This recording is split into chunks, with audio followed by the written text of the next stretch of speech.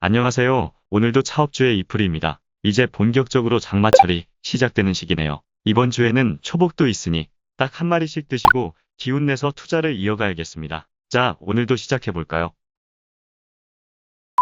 오늘 다룰 기업은 코넥스 상장사 HNS하이텍입니다. HNS하이텍의 대본 작업을 마무리하는 날인데 현재 시가총액은 954억으로 하한가가 나왔었네요. 무슨 일이 있던 걸까요? 바로 다트로 달려가 볼까요? 코스피 코스닥 기업들과 다르게 코넥스 기업들은 여러 공시 의무가 완화되므로 공시들이 많이 있는 편은 아니겠습니다. 먼저 기업 설명의 공시가 있는데요. HNS하이텍이 자체적으로 개최한 것이 눈에 띄네요. 이 IR 자료는 사업 부분에서 봐보겠습니다. 그리고 전환사채 발행이 보이는군요. 두 번째로 발행한 전환사채로서 50억을 조달했네요. 발행한 돈은 500억이니 알아두어야겠죠. 운영자금을 위해서 5년 만기에 만기 이자율 2%로 50억을 조달했습니다. 전환가액은 1,050원으로 결정됐고 발행되는 주식 수량은 이와 같습니다. 조정될 수 있는 최저 조정가액은 전환가액의 75% 이상이니 7,540원이겠네요. 전환가액이 조정되면 전환가능 주식수도 조정되겠죠. 회사가 매수인을 지정하여 매수할 수 있는 콜옵션은 30%입니다. 그리고 이러한 50억을 투자한 쪽은 지비벤처스와 한양증권이 결성한 투자조합이군요. 그리고 한국투자파트너스의 지분 변동들이 있었는데 한투파가 꾸준히 장내 매도를 하여 이러한 지분 변동이 발생했었네요. 다음 페이지로 가보겠습니다. 역시 특별한 공시들이 없어 보네요. 그러면 KIND로 이 기간의 공시들을 봐보겠습니다. 먼저 기업 현황 보고서가 있는데 분기, 반기 보고서 등의 정기 공시가 없는 코넥스 기업들은 반기마다 기업 현황 보고서를 제출해야 하니 알아두셔야겠죠. 눈에 띄는 것은 역시 소수계좌 집중 공시입니다. 2020년 7월 말에 3일간 주가 변동률인 28.13%의 소수계좌 지점의 관여율이 상당했네요. 당시 특정 세력이 들어왔다고 봐도 되는 부분이겠죠. 소수계좌의 집중 관여 공시는 19년 9월에도 있었는데 15일간 95%의 주가 상승이 있었고 이러한 주가 상승에는 상위 세계 계좌 관여율이 100%에 가까웠군요. 어떠한 이유로 회사를 좋게 봤으니 매수를 집중적으로 했다는 것이고 현재는 시간이 꽤 지났으니 이들이 아직도 있을지는 모르겠죠.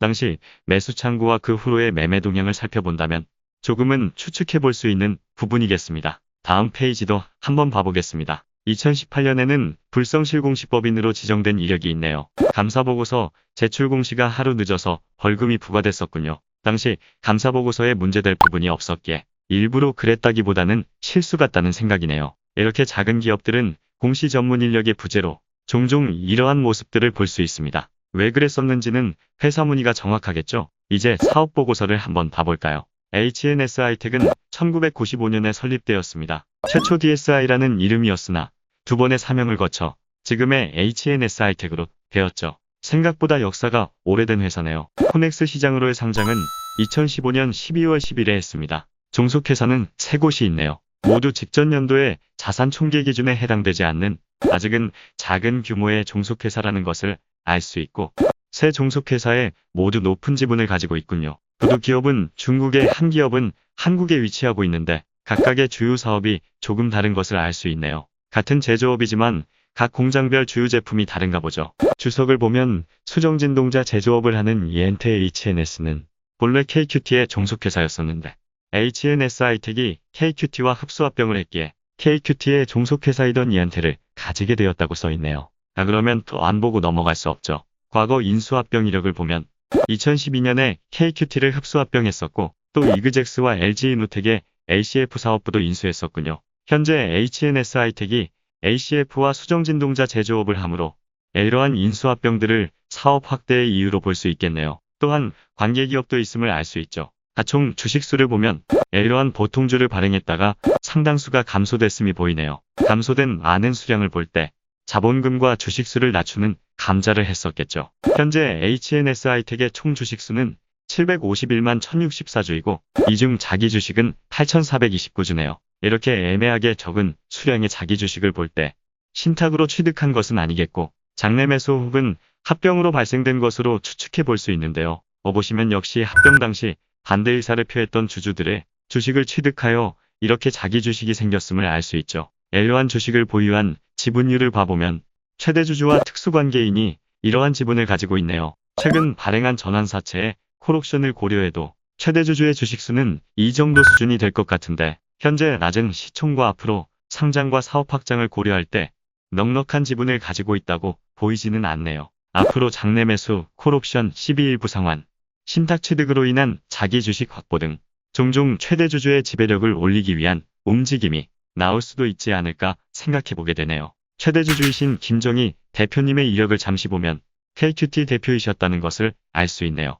KQT와 HNSI텍의 합병은 김정희 대표님이 대표이던 두 회사를 합병한 것이군요. 합병 이전 KQT의 대표는 김정희 대표님이었으나 최대 주주는 SCD였던 것을 알 수 있습니다. KQT와의 흡수합병으로 HNSI텍이 수정발진기와 OSC 사업을 확대할 수 있었던 것 같네요. HNSI텍에는 그 외에 이러한 주주들이 있습니다. 5% 이상 주주는 두 곳이 보이는군요. 이 중에서 특히 투자를 목적으로 하는 법인들은 코스닥 상장 이후에 차익 실현으로 부담을 줄 수 있으니 비상장사에 투자된 투자사들의 물량은 알아두어야 합니다. 이제 자본금 변동 사항을 봐보면 액면분할, 무상감자, 무상증자 등의 이력들도 볼 수 있고 신주인 수권도 발행하여 행사한 이력도 있네요. 작년 연말 기준이기에 미상환매잔인이 없다고 나오지만 이후 3월에 50억 규모의 전환사채를 발행했으므로 현재는 22년 3월부터 전환이 가능한 미상환 시비가 있죠. 이제 재무제표를 봐볼까요?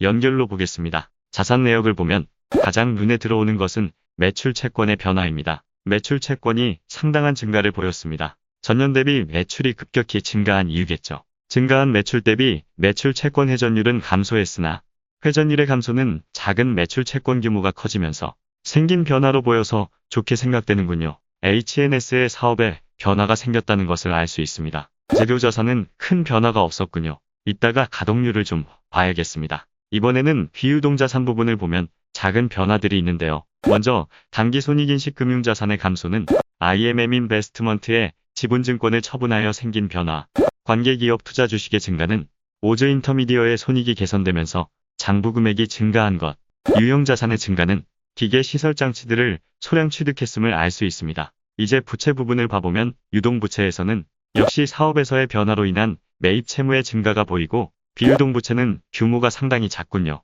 HNSI텍은 이익을 내고 있는 기업이고 벌써 자본금 대비 자기 자본이 안정적이고 사업 성장성과 IPO 시 자금 조달을 고려하면 재무가 상당히 탄탄한 회사로 성장할 수 있겠습니다. 이번에는 손익계산서를 봐보겠습니다. 매출이 거의 2배 가량 상승했군요. 때문에 재무에서 살펴본 순운전자본의 변화가 있었겠죠. 작년 한 해 매출의 증가로 인해 이익이 흑자 전환했는데요. 잠시 과거 연간 실적 변화를 봐보면 HNSI텍은 오랫동안 비슷한 실적을 이어오다가 20년부터 실적이 크게 바뀐 것을 알 수 있습니다. 따라서 사업상으로도 이익이 나기 시작한 것인데요. 엘로한 매출 증가에도 영업이익은 4%가량으로 높지는 않네요. 마진이 낮은 사업을 하고 있는 것일까요? 잠시 별도 손익계산서를 봐보면 연결 매출에서 HNSI텍의 비중이 크고 특히 영업이익과 영업이익률이 연결 실적보다 높군요. 따라서 연결 대상인 종속기업들의 손실이 있음을 알 수 있죠. 또한 이러한 이익에도 순손실이 발생하고 있는데요. 이러한 순손실의 이유는 기타 수익 비용에서 찾을 수 있습니다. 일단 기타 수익과 기타 비용은 환율 변동에 따른 외환 환산이 각각 발생한 것을 알 수 있고 특히 기타 비용에서는 기타의 대손상각비와 종속기업 투자 자산 차손이 큽니다. 따라서 이것 때문에 개별 기준 영업이익에도 불구하고 순손실이 났음을 알 수 있죠. 보시면 전자사업부를 하는 중국에 위치한 연태안과가 완전 자본 잠식이기에 장부 금액이 모두 손상 처리되었네요. 또한 기타의 대손상각비는 다른 종속회사인 HNS-파워텍에게 의뢰해준 대여금과 미수금에 설정한 비용임을 알 수 있죠. 종속회사들이 역시 상황이 좋지 않아 보이네요. 보시면 연태안과와 HNS-파워텍 모두 완전 자본 잠식이고 순손실이 발생되고 있네요. 사업적으로 개선되는 모습은 보이지만요. 또한 텔레포스는 순손실로 전환되었고 현재 부분 자본 잠식일 것 같은데 곧 완전 자본 잠식이 될 수 있어 보이는군요.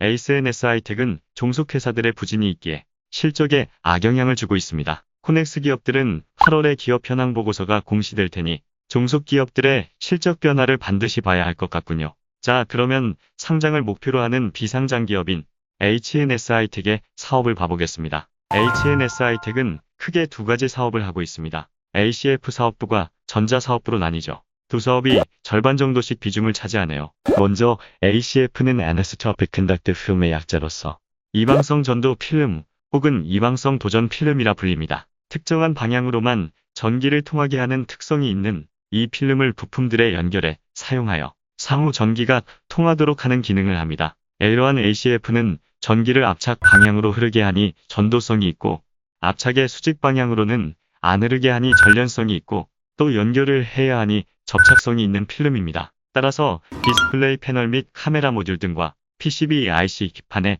접착 연결에 사용되죠. ACF는 이러한 도전보를 주원료로 사용하여 만들어집니다. 그리고 이런 식으로 연결해주는 역할로 쓰여지죠. HNS-ITEC의 ACF 품목을 보면 터치 패널과 기판을 연결하는 것, 카메라 모듈과 기판을 연결하는 것, 대형 및 소형 디스플레이 패널의 기판을 연결하는 것 등으로 있는데 매출 비중을 보면 일단 ACF 사업부와 전자사업부의 매출이 반 정도씩 되는군요. ACF 사업부에서는 카메라 이미지 센서와 기판을 연결하는 CM이 가장 높고 그 다음은 PWB네요. 디스플레이 모듈을 보면 디스플레이 패널과 PCB 이외로 기판을 구동칩이 있는 TCP-COF 패키지가 연결하여 화면의 색을 구현하게 되는데 여기에 접합하는 용도로 쓰이는 것이 PWB입니다. 요즘 디스플레이 구동칩은 쇼티지로 난리죠. ASF 사업부의 그간 매출 변화를 봐보면 ASF 사업부의 매출이 꽤 증가해왔고 카메라 모듈 기판 접합에 쓰이는 CM도 크게 증가했지만 PWB의 매출도 계속 확대되는 것이 보이네요. 이러한 ASF 사업의 증가 이유를 보면 전방 카메라 모듈의 확대, 중국 시장 판매 확대, 신규 제품 판매와 국산화 움직임의 이유가 있겠습니다. IR 자료를 보면 ASF 각 제품의 경쟁력을 나열해 놓은 것이 보이니 한번 살펴봐도 좋겠네요. 다음은 전자사업부입니다. HNS-ITEC의 전자사업부는 주주파수를 이용하는 모든 전자제품에 쓰이는 수정진동자를 생산하고 있습니다. 수정진동자는 주파수를 발생시키거나 특정 주파수 대역에 신호를 걸러주는 필터 역할을 하는 부품이죠. 이것은 크게 두 가지로 나뉘는데 별도로 발진 회로가 필요한 크리스탈과 발진 회로가 내장되어 있는 오실레이터로 구분됩니다. 이렇게 주파수를 발생시켜주는 수정진동자 제품들은 TV, 셋톱박스, 컴퓨터 등의 각종 전자기기 및 통신기기에 장착되어 주파수 제어에 활용됩니다. 주파수를 이용하는 모든 기기에 필요한 크리스탈은 시장 규모가 꽤 큰데 이 중 국내 시장은 1000억 규모이고 HNS는 19년 기준 국내 시장 2위를 차지했다고 하네요. 매출 비중을 보면 기타의 비중이 가장 높은데 이 사업이 다품종 소생산 구조여서 그렇다고 생각되는군요. 개별 제품으로는 이 제품들의 비중이 높습니다. 이러한 전자사업부의 매출 변화를 보면 제품 매출의 변화는 거의 없고 상품 매출이 꾸준히 증가해오다가 작년에 크게 증가했네요. 전자사업부는 상품의 비중이 훨씬 높다는 걸 알 수 있습니다. 따라서 전자사업부는 유통업의 형태에 가까울 수 있겠다고 생각되네요. ACF 사업과 전자사업부의 매출 비중은 비슷하지만 ACF 사업부의 이익률은 12.3%, 전자사업부의 이익률은 4%로 낮은 것도 알 수 있죠. 각 사업부의 생산 능력과 가동률을 봐보면 증가한 제품 수요에도 생산 캐파가 상당히 넉넉하네요. 이건 뭐 몇 년 내 증설이 필요 없겠습니다. 각 캐파가 크면 고정 비용이 발생하고 있을 것이기에 가동률이 커지면 이익률은 좀 더 개선될 수 있다고도 생각되네요. 자, 그러면 여기까지 할까요? 이프리의 요약 시간입니다.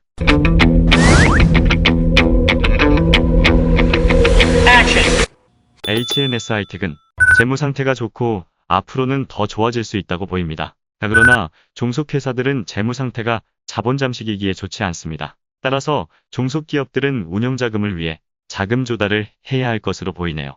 그리고 종속회사들의 손익은 개선되고 있지만 흑전될 수 있을지는 지켜봐야겠네요. 아마 단기간에는 힘들 것 같으므로 꾸준히 연결이익을 악화시키지 않을까 생각되네요. HNS-ITEC 개별로는 꾸준히 확대되는 매출도 이익도 좋습니다. 사업 성장성도 괜찮다고 판단되며 시총 대비 실적 규모도 크다고 보이네요. 코넥스 기업이기에 상장 이슈도 가져갈 수 있을 겁니다. 이 정도로 사업이 크게 개선되고 있다면 상장도 무리는 아니겠죠. 그러나 현재 자금이 크게 부족하지 않고 생산 캐파는 상당히 넉넉합니다.